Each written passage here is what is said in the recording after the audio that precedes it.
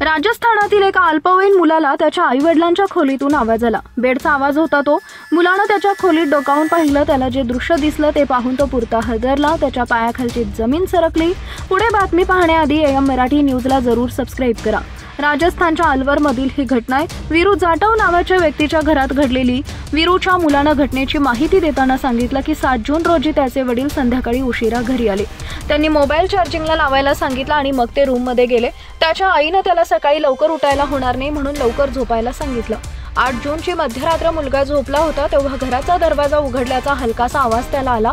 त्यानं पाहिलं तर आईनं दरवाजा उघडला होता आणि काही लोक दरवाजात होते। मुलगा घाबरला आणि लपून सर्व काही पाहू लागला। सर्व लोक मुलाच्या पालकांच्या खोलीत गेले। मुलानं पुढे सांगितले की बाबांचा पलंग वाजू लागला तेव्हा तो उठला।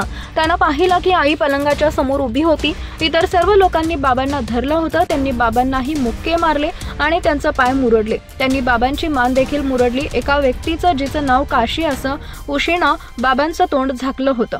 बाबांना वाचविण्यासाठी मुलानं बाबांकडे धाव घेतली पण काशीनं त्याला पकडलं आणि धमकावलं। तेव्हा त्याची आई शांतपणे उभी राहून हे सर्व पाहत होती। काही मिनिटांनी बाबांचा जीव गेला आणि मग ते लोक निघून गेली।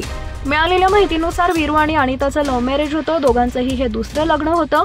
अनिताचं जनरल स्टोअर होतं। त्या दुकानाजवळ काशी कचोरीची गाडी चालवत असे। तो अनेकदा अनिताच्या दुकानात सामान खरेदी करण्यासाठी येत असे। या काळात दोघांमध्ये जवळीक वाढली। मुलानं सांगितल्यानुसार घरी नसताना काशी घरी येत असे। काही दिवसांनी दोघांनीही वीरूला संपवण्याचा कट रचला।